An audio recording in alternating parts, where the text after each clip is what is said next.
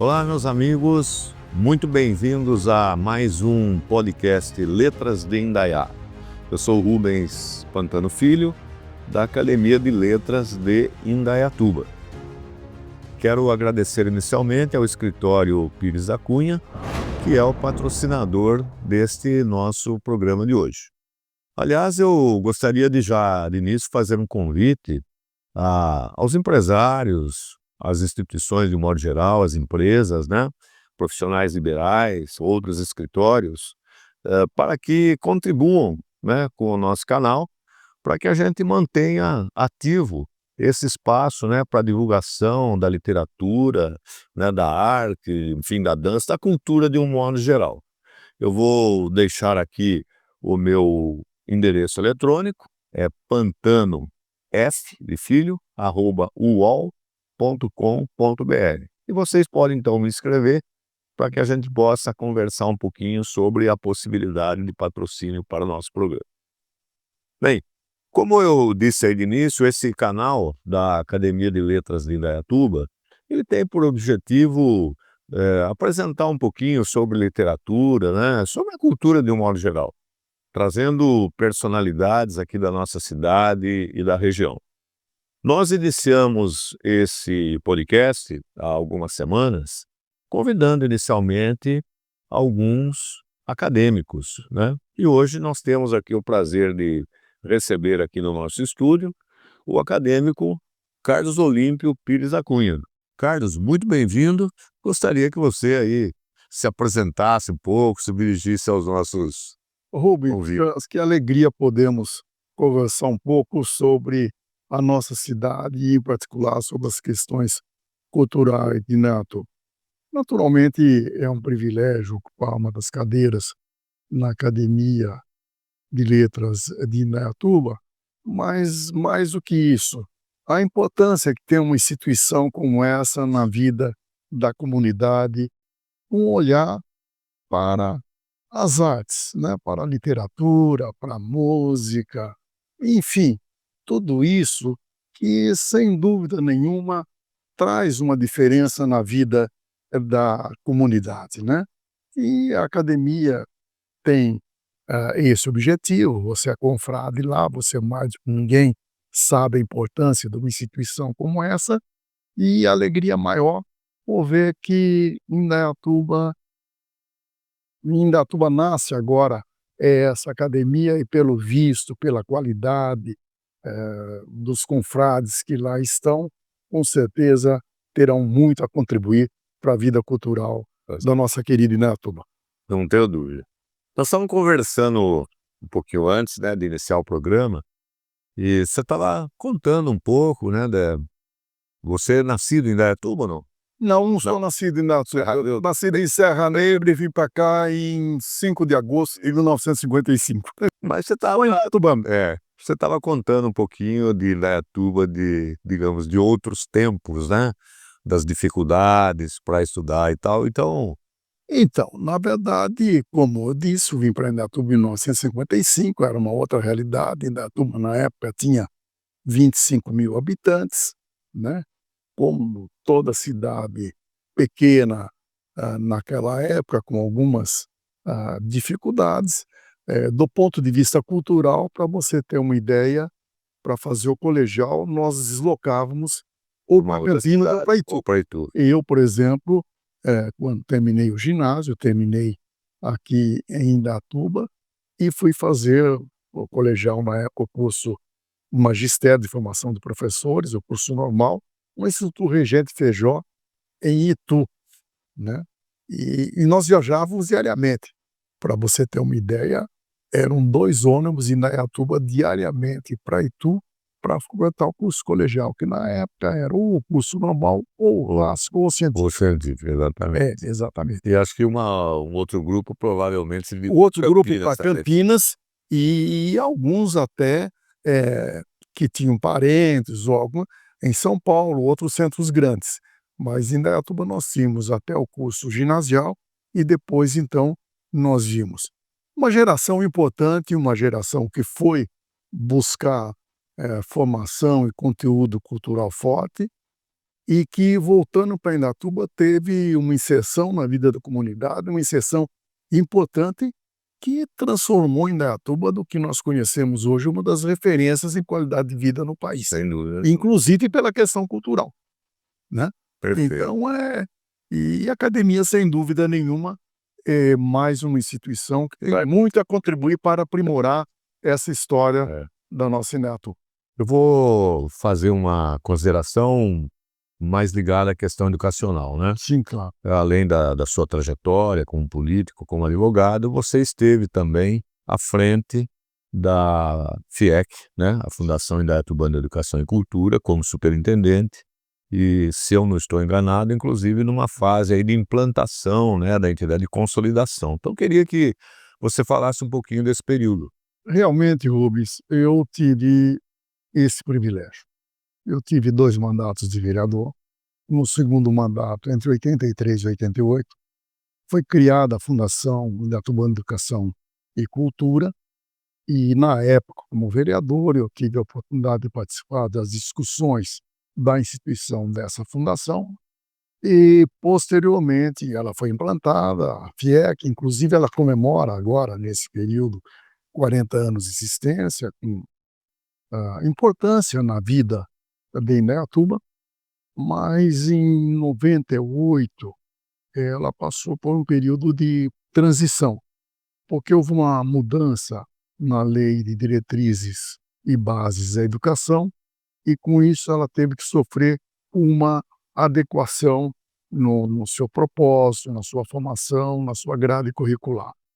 E foi um período realmente mais conturbado, mais difícil, e eu acabei sendo superintendente nesse período, convidado na época pelo então prefeito Reinaldo Nogueira, e nós tivemos a oportunidade de desenvolver um projeto que é o projeto do CEPIM, do Centro de Educação Profissional de Indaiatuba. Esse projeto foi financiado pelo Banco Mundial, a fundo perdido para Indaiatuba. Era um projeto que não se caracterizava simplesmente com a construção de um novo prédio. Para você ter uma ideia, o custo desse projeto, a construção do prédio, foi 30% de todo o projeto. O custo, efetivamente, era dos laboratórios, da qualificação do pessoal que ia trabalhar, e com isso foi fundado o CEPIM. Você ter uma ideia da magnitude e da importância desse projeto, logo em seguida a implantação, o início de sua fundação, esse projeto foi reconhecido pelo MEC como um projeto, além de exitoso, um projeto modelo, tanto que, para um congresso de estudos, para um congresso do ensino técnico que houve nos Estados Unidos, o Brasil foi convidado para esse congresso. O MEC tinha que apresentar um projeto implantado e exitoso como exemplo para discussão nesse congresso, e eu tive o privilégio de ser convidado pelo governo dos Estados Unidos, por indicação do MEC, para a apresentação desse projeto nesse congresso, né?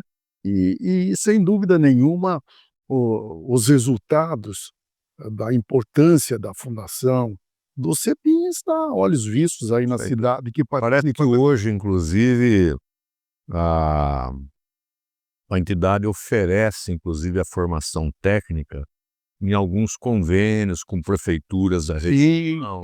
Sim.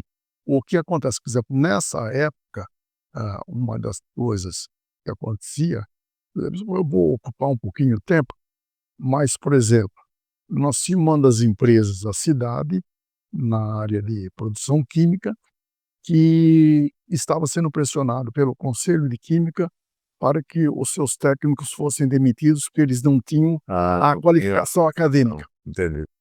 E isso era um problema para a empresa, que iria perder o pessoal e conhecia o trabalho, era um problema social para a cidade, que seria um grupo de pessoas que seriam desempregadas, e um problema para essas famílias, porque essa era a expertise desses profissionais e aonde eles iriam no céu.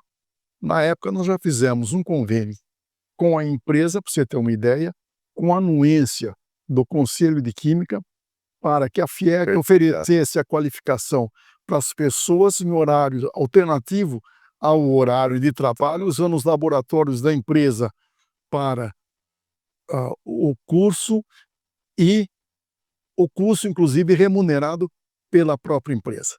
E a grata lembrança que eu tenho disso é, na formatura desse pessoal, ao invés do que nós estávamos acostumados a assistir, dos pais acompanhando a formatura dos filhos, os filhos acompanhando a formatura dos pais no curso oferecido pela FIEC.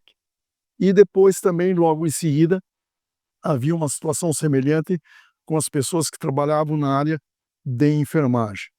E aí a FIEC participou de um processo licitatório junto ao Ministério da Saúde, foi contratada através de licitação, e nós passamos a oferecer esse curso de enfermagem pela FIEC em vários municípios da região para a qualificação dos enfermeiros.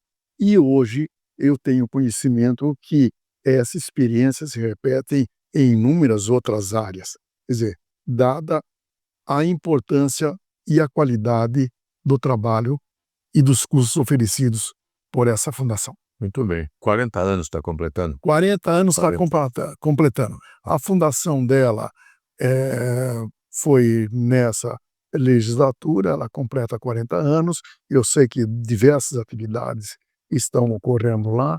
Eu sei que agora, proximamente, nesses dias, inclusive, tem um convite para comparecer lá, que deve haver uma solenidade, mas a FIEC, sem dúvida nenhuma, é uma das instituições responsáveis pela mudança da qualidade de vida na nossa cidade de Indaiatuba, e colocar Indaiatuba nesse patamar que nós conhecemos hoje, do qual nós tanto nos orgulhamos.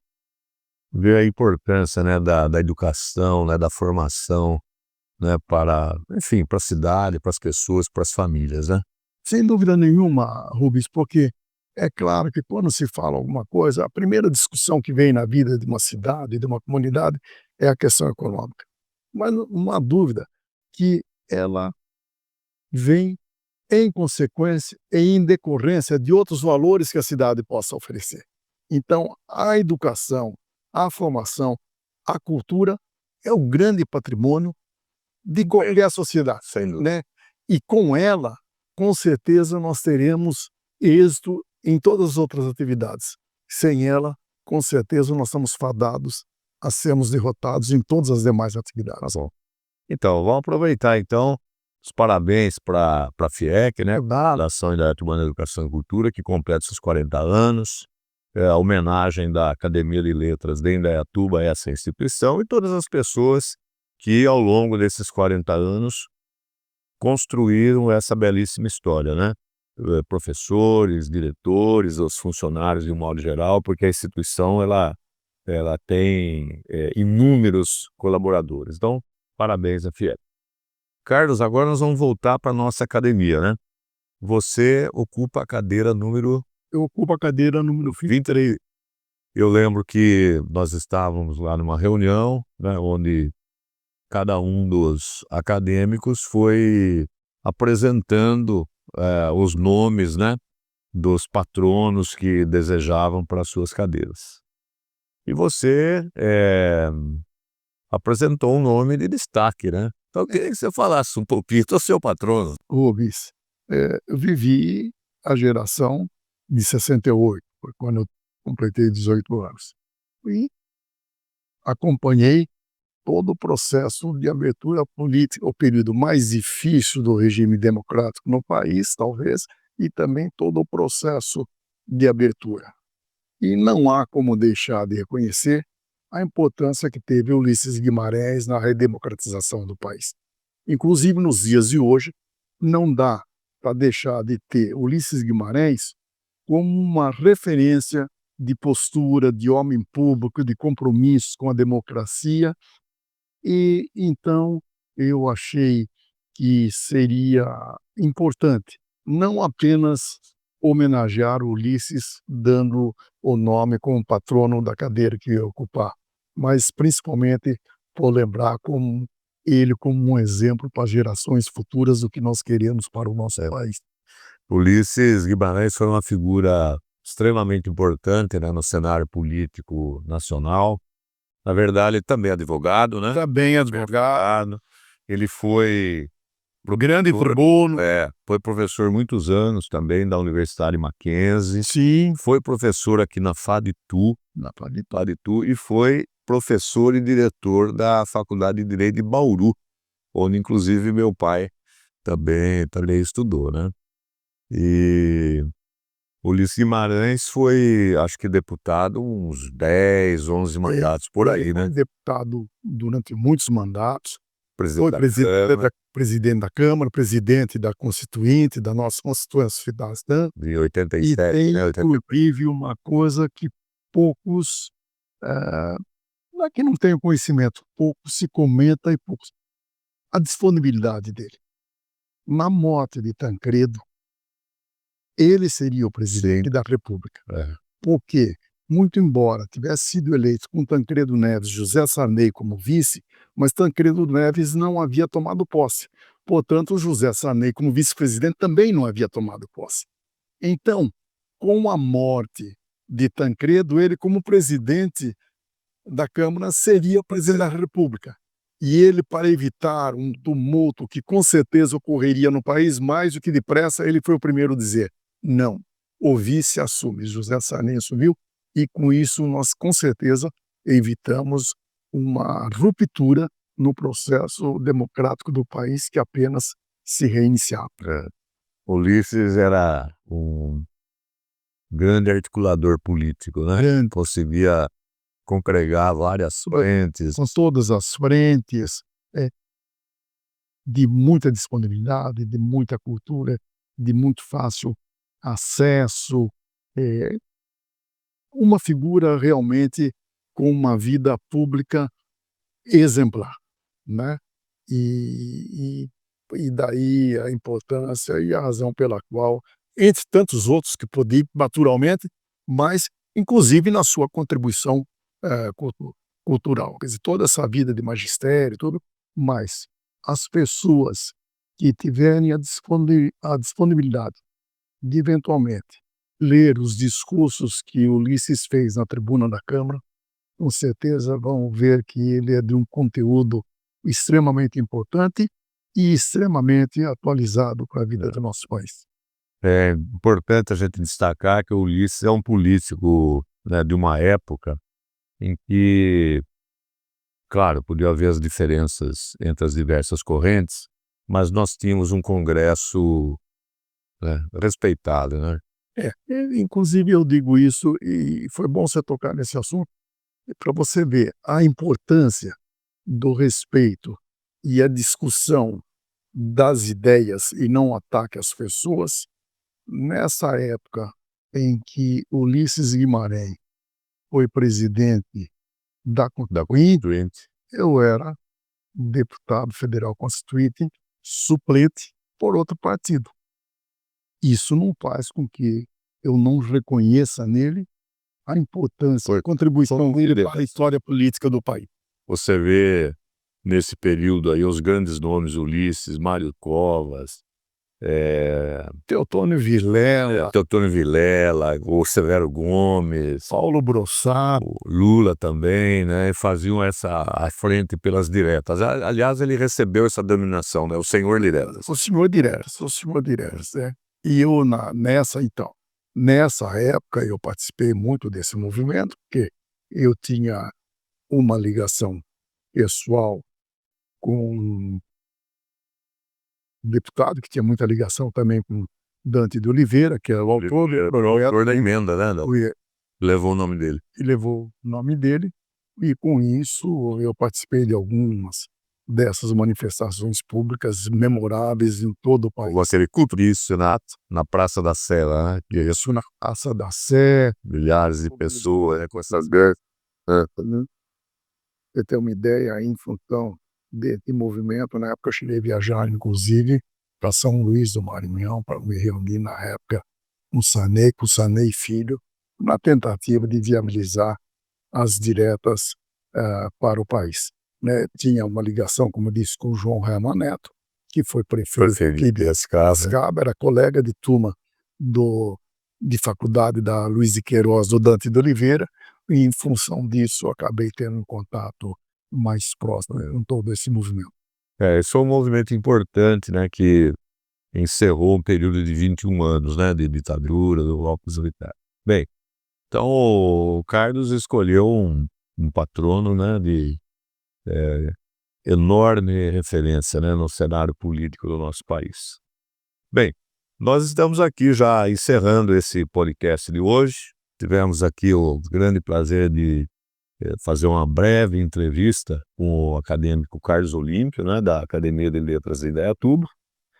Eu quero mais uma vez agradecer ao Escritório Pires da Cunha, né, por este patrocínio, né, para o nosso programa, e mais uma vez enfatizar, convidar outras entidades, empresas, etc., para fazer contato com a gente e contribuir simbolicamente para a continuidade desse nosso programa cultural da academia. Carlos, muito obrigado. Queria que você utilizasse esse final para... Naturalmente, eu que agradeço por essa oportunidade e essa oportunidade de levar à comunidade a importância dessa instituição que nasce na tua Academia de Letras de Indaiatuba. Nós tivemos a oportunidade aqui de falar de uma outra Indaiatuba de 50, 60 anos atrás, com todas as dificuldades, desse período de transição pelo qual passou a cidade, e a alegria que eu tenho de encontrar ali na academia inúmeros confrades com esse compromisso da divulgação, da valorização da cultura na nossa comunidade. Apenas como um exemplo, por exemplo, da importância das pessoas que estão lá e da importância dessas pessoas na vida da comunidade. Veja bem, nós falamos da FIEC. Nós temos ali na academia duas pessoas. A Jane, que foi secretária de Educação na época que nós discutíamos o projeto do CEPI. Nós temos ali na academia a Sueli, que também foi superintendente da FIEC, e sem entrar no mérito de outras pessoas, a sua própria história, né? A fundação também, Roberto Martins, com você, né? Com a fundação da Max Banana, cidade, quer dizer, pessoas que efetivamente têm uma importância tremenda na vida cultural da cidade e, mais do que isso, já demonstraram o quanto pode contribuir para a melhoria ainda maior da nossa querida Indaiatuba. Muito obrigado pela oportunidade e até outras vezes, se Deus quiser. Eu que agradeço ao Carlos, né, pela disponibilidade, por estar aqui conosco, né, conversando um pouquinho sobre, né, um pequeno fragmento aí da história, particularmente da FIEC, e nos próximos encontros traremos outras pessoas da cidade, da região, alguns acadêmicos, para continuar essa conversa, né, sobre literatura, cultura, arte, enfim, educação. Até mais, até o próximo podcast Letras de Indaiá. Muito obrigado.